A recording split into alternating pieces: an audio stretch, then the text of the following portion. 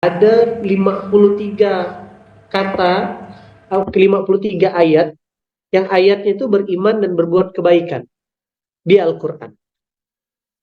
Berarti kurang, artinya itu sudah cukup jelas menjadi sebuah rujukan pada kita. Perintahnya beriman dan berbuat kebaikan. Tapi hari ini banyak orang sampai di levelnya beriman dan bekerja prakteknya. Itu pun kerja tidak totalitas. Udahlah berimannya kurang, stoknya, kerjanya pun tidak totalitas. Diajak ke Quran tak mau, apa akhirnya gantian Quran yang merajuk ke dia. Betul-betul dijauhkan dari Quran. Bahkan untuk mendengarkannya pun mereka dijauhkan. Na'udzubillah. Dah tak ada dah. Quran itu tak ada kesan. Hati-hati kalau dalam kehidupan kita Quran itu udah tak ada kesan. Apa ciri-ciri Quran itu masih berkesan? Kita mau baca, lihat artinya, minimal mau bertanya, kangen datang kajian, kangen dapat penjelasan, tadabbur. Tapi kalau itu tak ada dalam keseharian kita, tanda-tandanya antum sudah masuk bab ini, kon.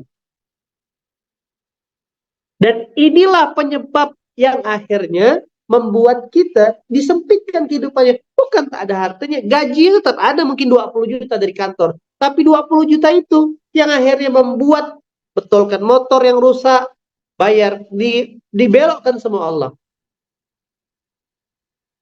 Ke?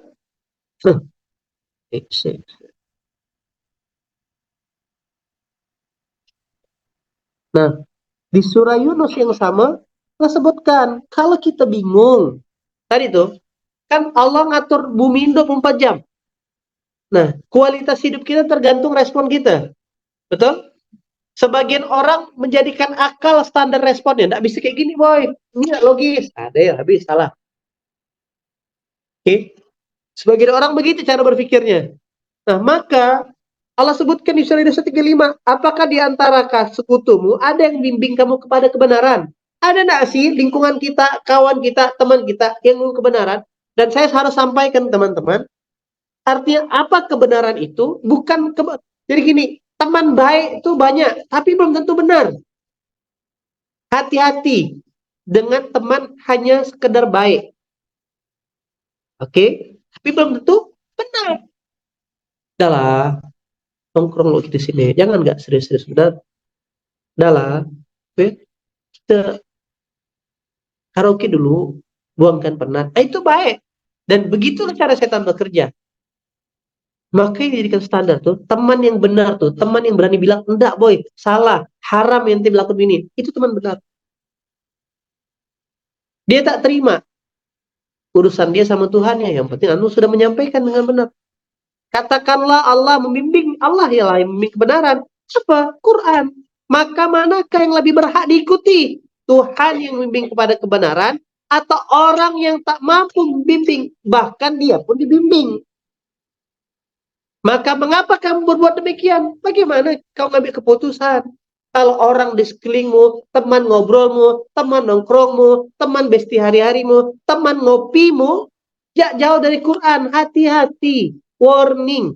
Khawatirnya dia yang dipakai senjata setan untuk ngajak kita jauh dari Quran.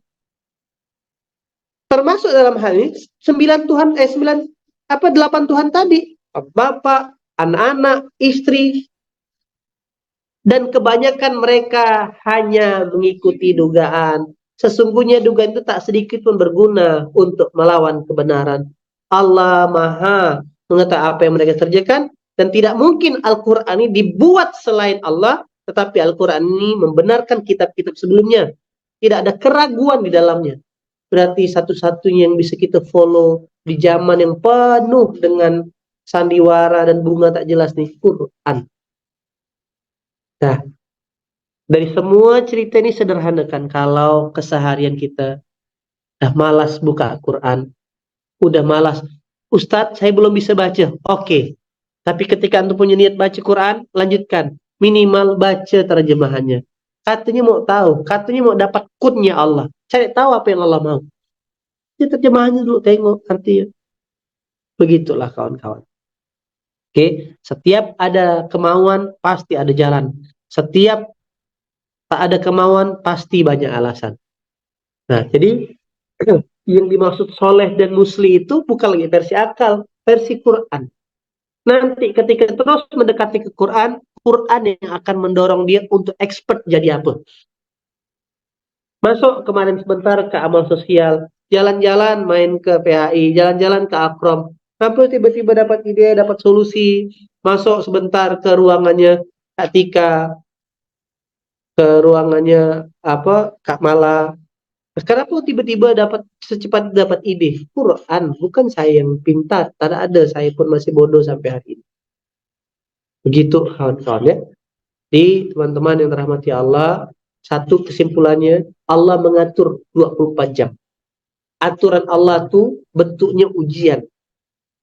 Dan kualitas hidup kita tergantung respon kita dengan ujian. Supaya lulus, pakailah respon sesuai dengan Allah mau. Bukan yang kita mau. Kalau pakai akal, pasti terpeleset ya kita habis ini. Oke? Jangan sampai kita seperti pemuda tadi yang meninggalkan harta miliaran tapi pulang kepada Allah tanpa punya catatan kebaikan. Dan jangan GR juga buat yang sudah pernah berbuat kebaikan. Apakah itu diterima atau belum? Wallahu alam. Sejarahnya seluruh sahabat yang diterima masuk surga terus berbuat kebaikan, terus mengerjakan perintah Quran sampai mati. Begitu ya. Ya. Jangan lengah, jangan lalai, dan pastikan orang-orang yang menjadi orang-orang baik kita dan kita juga terutama jadi orang benar untuk saudara-saudara kita. Salah bilang salah, benar bilang benar. Begitulah kawan-kawan. Oke, semoga kita semua ditakdirkan Allah. Ingat, pekerjaan itu kendaraan. Allah tak tanya buruk, bagus, cepat, lambat. Yang Allah tanya, kau tetap lakukan tugas tak? Itu intinya. Jangan sampai kita sibuk betulkan kendaraan, lupa dengan sampai tujuan. Sibuk modif motornya, tak pergi-pergi kerjaan. Nah, kena hukum tak sama bos? Kena hukum. Oke, teman-teman yang dirahmati Allah, terima kasih banyak. Itu yang bisa sampaikan pada pagi hari yang penuh berkah ini, ya kan? Semoga dapat kepahaman oleh Allah, makin diizinkan memiliki kecintaan kepada Quran. Ada golongan yang sengaja mau jauh-jauh jangan Quran lagi. Surah 10 ayat 15 sama surah 39 ayat 45. Bonusnya Quran yang merajuk. Kalau Quran sudah merajuk, sudah ketutup semuanya. Selesai, hatam kehidupannya. Dipastikan kekayaan pun yang dipunya tak mendatangkan kebahagiaan. Bawanya marah, kesal, emosi. Nah, begitulah dia. Tapi kalau dia pakai Quran, kekayaan itu bonus. Tapi yang paling penting dia temu kebahagiaan. Terima kasih banyak yang baik-baik dari Allah. Mohon doanya hari ini keluarga besar Sidak berapa di Indonesia akan belajar kumpul di Semarang. Itu yang bisa sampaikan yang baik-baik dari Allah, yang kurang dari saya pribadi. Assalamualaikum warahmatullahi wabarakatuh. Waalaikumsalam warahmatullahi wabarakatuh.